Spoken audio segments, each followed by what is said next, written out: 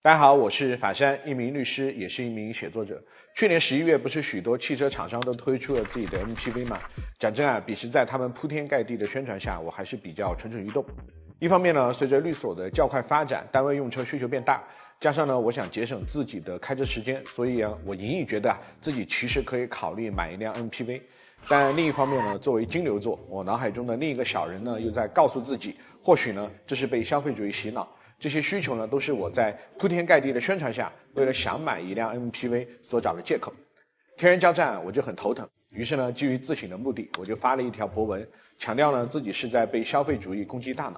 本以為事情就此結束啊，萬萬沒想到，小鵬公司的工作人員看到以後呢，就嘿嘿一笑，說：“法山叔，我們想在春節前後啊，就給您一台小鵬 X9 體驗一下，看看這輛車呢到底是不是偽需求。”就有種，你不是說這蛋糕不好吃嗎？我先免費讓你嘗一口試試。我從中呢感受到了挑釁，對此啊，我只能說，朋友，你很自信。由於用車時間啊正好是春節節假日，我也的確有了玩車的時間，因此我接受挑戰，做業餘車評人，並選了一款四驅高性能 Max 版，選配了零重力座椅的金色小鵬 X9。然後啊，我的朋友啊，資深車評人王同根呢，知道小鵬讓我試車以後啊，又專門跟我說，他覺得這車很好，但怕挨罵，又不敢說。我問為什麼不敢說呢？他又支支吾吾，這讓我呢對這車有了更多的好奇。因為我不是車圈人啊，所以這次呢，我就實事求是的說說感受。我的用車時間呢為2月5號到2月18號。我梳理了一下，由於時間在春節前後，我的用車場景呢其實比較全面，分別是差旅接送、春運、商務應酬和全家出遊。同時呢，儘管我此前並未正式購買過 MPV， 但沒吃過豬肉，見過豬跑，商務活動參加多了 ，MPV 呢從 G28到威爾法各個層次呢，我還是多少都做過一些。所以在這次關乎小鵬 X9 的體驗中啊，我判斷我喜不喜歡它主要有2個標準。第一是它能否滿足在各類場景下我對它的要求。第二，如果它能滿足，那這份滿足到底是 MPV 這類車型帶來的，還是小鵬 X9 帶來的？而接下來啊，我便根據我在各個用車场景的實際體驗，以2個標準為依據，分享我對這輛車在前排駕駛、後排乘坐、電車續航及商用價值4個方面的真實看法。我們先說前排駕駛層面啊，在駕駛上呢，這輛車有2個極大的亮點，那就是智能駕駛和後輪轉向。說實話，雖然此前我從未開過新勢力的車，但基礎的輔助駕駛呢，我還是在用的。我現在呢有2輛車，分別是進口的寶馬 X5 和奧迪 A6L。其中寶馬 X5 呢，我當時買的配置呢還是比較高的啊，有輔助駕駛，上下班呢也都在用。雖然現在很多功能啊看來已經比較基礎，但在19年的時候放在一輛油車身上，其實呢並不算落伍。然後啊，在我第一次用小鵬 X9 的智駕時啊，我是比較震驚的，因為我確實沒有想到現在國產輔助駕駛已經到了如此智能的地步。彼時為了防止大家覺得我大驚小怪啊，我對這份驚訝一直忍而不發，秘而不宣，就只在微信裡和朋友們分享，實在忍不住了就在小號發一發。如今情緒平復，我將它的智能梳理在3個方面，分別是自動泊車、高速 NGP 和城市 NGP。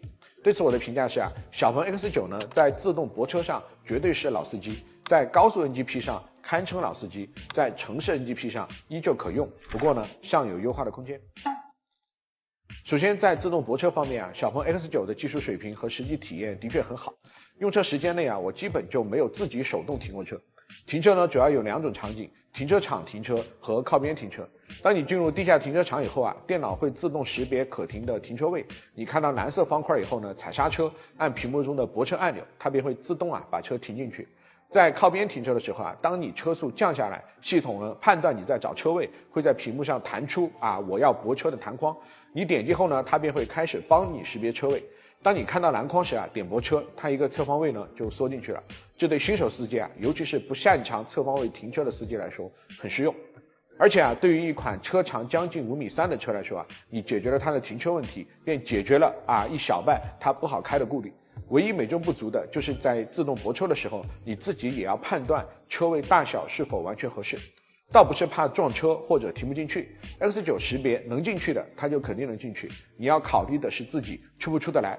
比如有2次車是停進小車位了，但沒有開門空間，人是真下不來。這一點呢，也希望 X9 後續能優化一下。在高速 NGP 上啊，小鹏可以说是老司机。我在開寶馬 X5 的時候啊，高速上呢我也用輔助駕駛，但它更像是自適應巡航的加強版，不會主動變道，車速呢也需要自己把控。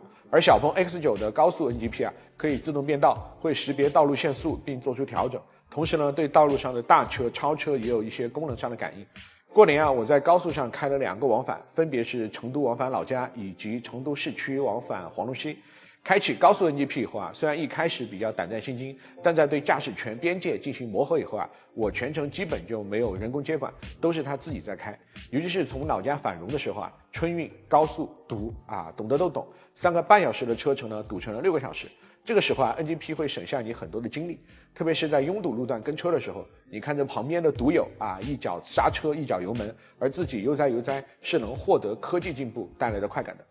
不過需要提醒的是啊，高速複雜路況出匝道的時候，由於 XNGP 呢會有一定的決策時間，且面臨複雜路況時啊，基於安全考慮不會貿然變道，因此為了避免 XNGP 啊因決策時間導致錯過匝道口，我建議大家呢在行將出匝道的時候提前變道到右道上啊，這是我這段時間與 XNGP 磨合後的經驗。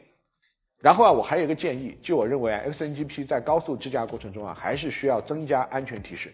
講真啊，如我方才所言 ，XNGP 在高速上確實已經比較成熟，而恰恰是這份成熟啊，容易令駕駛員放鬆安全警惕。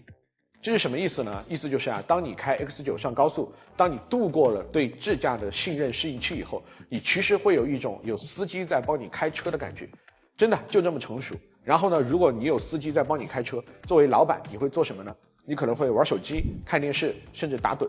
總而言之啊，就是不會把足夠多的精力放在駕駛上。這一點呢，我能感受到小鵬有一些安全預防，比如說攝像頭發現你的眼睛沒集中在前方路況的時候，會語音提醒你關注路況。不過對於駕駛員可能出現的發呆啊，我認為提醒還不完全足夠。是的，這就是自駕的悖論，這已經不僅僅是技術問題，還涉及到更深層次的科技倫理問題和法律問題。發展自駕是為了節省駕駛員的精力，但基於道路安全，你又必須提醒駕駛員打起精神。如何從中得到平衡，其實呢是很難的。為難，朋友們請將為難打在公屏上。而在城市 NGP 啊，我個人感覺呢是可用的，不過呢還有很多優化的空間。我第一次嘗試城市 NGP 呢是從成都的高新區開到春熙路，任何地點到春熙路，成都的朋友懂得都懂，路況不簡單。而在此過程中啊，當時我有用9個字來形容自己的心理體驗：戰戰兢兢又驚喜無限。說戰戰兢兢呢，是因為你知道它能做，但你不知道它能做到什麼程度。所以在過程中啊，你腳放剎車板，手握方向盤，精力高度集中。一開始呢，真比自己開車還累。我一直在想用什麼比方讓大家明白這種感覺，後來我就想到了，就是駕校教練。我這兒有副剎車呢。是的，你會感覺你自己就是個駕校教練。旁邊的學員能不能開車呢？能開，但你總怕他開錯，所以汗流浹背，心一直是懸着的。但為什麼又驚喜無限呢？因為你腦海中會不停地蹦出4個字：這也能行。自動變道、自動超車、自己識別紅綠燈，在開往市中心的路上啊，面對複雜路況，我接管次數呢比較少啊，其餘都是他自己在開。可我為什麼又說他還有很大的優化空間呢？因為面對市區複雜路況的時候，他有時也會和人類駕駛員一樣犯迷糊。比如有段路呢是要上2環高架，左邊呢是橋下路，中間呢是高架匝口，右邊是輔路。當時他看着這3個口子呀，方向盤左右轉動，卻又一動不動，如同一個新手司機滿頭大汗想走哪兒，真的令人忍俊不禁。在路口面臨左右轉彎時啊，如果路況複雜，它也容易發生和此前我所說的出高速匝道口同樣的情況。當時呢，我就有一種強烈的感覺，就是 XNGP 啊太人了啊，我似乎都能感受到他的滿頭大汗。這份人啊，有時會讓我對 AI 產生近似恐怖谷的體驗，也同時讓我有一種強烈的智駕離質變只差一層紙的感覺。總的來說呢，這段時間我其實一直在花大量時間和小鵬智駕進行信任度和駕駛權的磨合，尤其是對初次使用智駕的新手來說啊，這很重要。我也由衷的希望大家小心翼翼，一步一步的找到自己人駕與智駕合適的權限與邊界。因為且不說如果發生事故，法律層面呢，責任主體目前主要依舊會歸結於駕駛員。更關鍵的是，事故無小事，尤其是在高速上，一個事故呢可能危及生命。因此如何合規安全的使用智駕，是每個司機都必須認真對待的重要功課，必須謹慎，不能貿然跳過。這也是為什麼小鵬 X9 對於開啟智駕功能前的功能介紹和安全提醒，我都有非常認真的看完。而在智駕的過程中啊，你也必須明白什麼時候你應該自己接管，什麼時候你可以適度的相信。我此前呢并沒有開過 L2 加級別的智駕，這次開 XNGP 呢確實是對我有限認知的刷新，也給我帶來了一種全新的駕駛樂趣。是的，以前的駕駛樂趣呢更多是來自於人類對機器的深度操控，而現在的駕駛樂趣啊就在於人的放手。看新聞啊，小鵬新年也會更加加碼對智駕的投入，以前我不信啊，現在我開始相信，或許無人駕駛真的會在未來的某一天到來。在說完智駕以後啊，我再說一下這個後輪轉向。此前我看很多汽車 UP 主的測評啊，他們都說這個後輪轉向很妙，我自己在這段時間測了一下，此言不虛。說到這兒，此前我看到很多車圈人對新勢力的車一頓猛吹，我心裡想的是啊，收了多少錢能吹成這樣，臉都不要了。結果真到自己試車的時候呢，我意識到這可能確實和我沒體驗過新勢力汽車有關係。當然也可能是我的確非專業車評人，沒開過多少車，沒見過什麼世面。不過我可以說啊，在轉彎掉頭層面啊 ，X9 呢確實比我的 X5 轉彎半徑更小。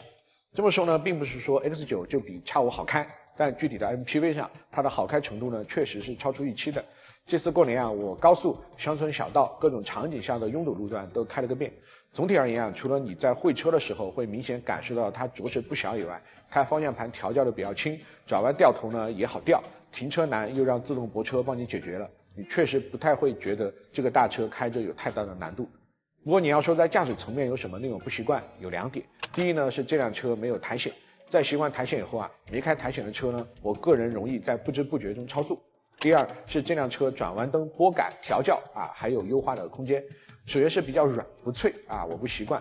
其次呢是自動回正不夠靈敏，除了掉頭和大轉彎啊，它多數情況下需要手動回正。說完駕駛，我們再說後排的乘坐。可以說啊，目前小鵬 X9 的後排產品和體驗堆的確實比較滿，冰箱、彩電、大沙發都有，中間無風，大巧不工，後排有這三樣就是好。對乘客來說啊，有什麼比前排有人給你開車，你在後排一個大躺平，看着小電視，喝着小冰水舒服呢？我試舉一例啊，節前呢，我和我所的湯女士外地辦案歸來，大半夜呢落地成都，團隊夥伴開車來接我們。湯女上車以後啊，直接就躺在零重力座椅上睡着了。而到了鄉下，小朋友們見這車又能躺又能看電視，是真不願意出來。不過呢，在這兒我也提意見。首先啊，就是雖然後排有給遙控器，但遙控器呢也是觸控，用起來並不輕鬆，還不如直接在電視上點。我建議啊，把遙控器呢改為按鍵。其次呢，是如果你安裝了零重力座椅，它往前挪了速度還是偏慢，速度可以再快一些。最後呢，是據乘客反馈啊，第三排雖然不局促，但有些悶。如果第三排可以開窗，那就更好了。因為這車啊主要在過年的時候用，所以講真我開得多坐得少。然後呢，我有種強烈的感覺，就是你開這車啊，心裡不時會泛起一種開其他車不會給你的責任感。當你看到後排家人在寬敞的車內空間裡其樂融融，而你在為他們保駕護航的時候，頂梁柱感會油然而生。這份突然升騰起的一種作為家庭成員的溫暖的責任感，是我在開其他車的時候從未有過的心理體驗。因此啊，如果你是奶爸，想把這輛車作為家庭用車，我想呢是合適的。說完家用，我們最後再來說说商用。我們要非常坦率的說啊，如果你想把這輛車拿去撐場面，那是不切實際的期待。諸君試想，一家昂貴的艙廳外分別停着勞斯萊斯、蘭博基尼、威爾法和小鵬 X9， 誰會最不自在呢？答：蘭博基尼。我就沒見過開蘭博基尼配司機的，一看就知道待會兒喝完酒還得叫代駕。然後呢，應該就是 X9 了。是的，在需要撐場面的商務場合，車最重要的不是它好不好坐，而是它值不值錢。一個車標勝過千言萬語，先敬羅山後敬人，這就是商務場合中的現實。你以為他們在花幾百萬買一個工業垃圾，其實人家是在花幾百萬減少社交成本和信任成本，就這麼簡單。不過說到這兒，我情緒就會比較複雜，因為如我前文所言啊，由於我對 MPV 呢有一定商務上的需求，所以我在同一時間段內呢，也是去靜態體驗了另外一台100萬級的 MPV， 且那輛車呢原本才是我的心儀之選。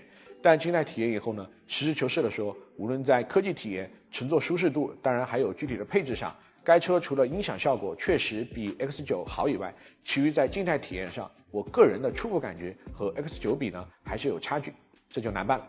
是的，以前一輛昂貴的燃油車會用發動機、用零百加速、用配置、用實際乘車體驗，當然還有用故事來證明貴有貴的道理。可車作為消費品和衣服等，最大的不一樣就是車作為工業與科技的結晶，功能更複雜，也更講究體驗。它最大的故事是需要依托於產品力的。而現在在絕對的產品力面前，一輛最大的優點就是貴，其餘呢多少都顯得有些相形見絀的車，你買它就會顯得有點難以說服自己了。所以結論來了，小鵬 X9 最大的問題就在於它太便宜了，賣什麼40萬，賣100不香嗎？你把現有的100萬級 MPV 拉出來，光從產品力層面，他們哪個有 X9 更好呢？要是 X9 賣到100萬，是不是和他們唯一的差距也彌補了呢？當然了，上述都是調侃，這只能說明我還並非那輛車的目標客戶，且其實呢，小鵬 X9 也到了40萬級，價格呢並不低。在這情況下，雖然它在高端局上並不太合適，實用商務呢還是绰綽有餘的。你開一輛 X9 去接客人，客戶一坐上去，音響彩電大沙發，各種語音操作，感受科技快樂。司機呢再和客戶分享一下这輛車的智能和特別之處，實際的商務體驗和效果不比 G28像話。接下來呢，我們再說說續航。此前我看到很多人說開電車跑中長途會有里程焦慮。講真在過年這段時間呢，開完以後，我對此表示認可，但不是對電車有里程焦慮，而是對油車有了里程焦慮。這次過年呢，我把 X9 從成都開回老家，單程300公里。當時呢，充滿電顯示續航640公里，到老家顯示呢還剩300公里。過程中呢，雖然地圖和 XNGP 自動給我導航了充電站，但我也沒用。且老家現在呢也有很多充電站可以充電，從20%到30%充到90%也就40分鐘左右。我不認為在提前做好電量儲備的情況下，你會有里程焦慮。當然，如果你硬要勉力跑超出電量規劃的里程，就當我沒說。並且恕我直言，就算你真要出超過600公里的差，至少對我來說也有其他交通工具可以選擇，不是一定要用 MPV。限高做不了高鐵飛機的除外。至於所謂的千里送公章的假設，在我看來呢也比較愚蠢。鄙人帶團隊也有一段時間了我從來沒遇到過千里送公章的情況。就算有公司也絕非只有一輛 MPV 可以開，甚至現在基建這麼發達，坐高鐵可能還快一些。你做出一些極端的假設來驗證電車不行，就跟你對對象說不吃屎就不愛你是一個道理。是你明明是一輛電車，卻連上天入水都做不到，你怎麼能和油車比呢？然後呢，還真有電車被 PUA 要上天要入水。與此相對在開完電車以後，你反而會對油車有里程焦慮。我們算筆賬我最近給我的油車加了油，還剩80公里的時候呢，加500塊，加到了640公里。據我個人體感，里程呢肯定是有虛標的，500塊呢估計也就跑個500公里出頭。而你跑500公里需要多少電費呢？如果你家裡有充電樁，你還用晚上便宜的電，可能呢就50塊錢左右。你開完電車再開油車以後每一腳油門都能感受到金錢的流逝，1塊錢又沒了，那感覺呢焦慮。所以最後回到最初的評判標準，我個人得出的結論是如果你需要一輛家用的 MPV， 那小鵬 X9 呢可以成為你郑重考慮的選擇。它的續航、科技配置、駕駛體驗、空間及全面的後排體驗呢，值得你納入備選項。其中呢，智能駕駛及後輪轉向所帶來的好開感，是它相較於其他 MPV 最大的優勢。而同等價位下，配置拉滿的後排所體現的性價比也是它的優勢。如果你是一名科技及實用主義者，當然了，還是3口及以上之家的家庭頂梁柱，那它應該是適合你的。而在商務層面在撐場面方面，它肯定不如那些百萬豪車，但它能起到部分接待客人的作用，因為外形非常吸睛，內在配置也很豐富。最後想必大家也看出来了，作為一名自古以來的油车車主本視頻呢似乎有點電吹。我反思了一下，我這麼做倒不僅僅是因為小鵬 X9 產品力本身，而是因為我在它身上看到了國產汽車宏博昂揚的高闊姿態，看到了它正和傳統的國外車企逐漸拉開差距。這份不斷迭代、革新、拼搏的精神，是新時代的工匠精神。背後呢，是我國產業轉型的強力後勁。這份欣喜很充盈。如果說此前我不太相信國產新能源勢力能實現汽車賽道的直線超車，現在呢，我相信。真的，對此你完全可以不信。但現在 X9 很多商場都有放車，你試試就知道了。是的，我突然理解了小鵬 X9 最初找我試車的这個心態。這種信心其實在我寫勁旅的過程中也有。寫松子心升起的時候，我對讀者評價呢還是有點忐忑，但寫到人間漩渦的時候，我已經不想怎麼宣傳它了。我心裡就一句話，你看完你就知道了。在小鵬 X9 身上，我感受到了科技主義與實用主義疊加的雙重魅力，也真誠推薦有購買意向的朋友們去試駕這輛車試試看。我是法山，我們下期再見。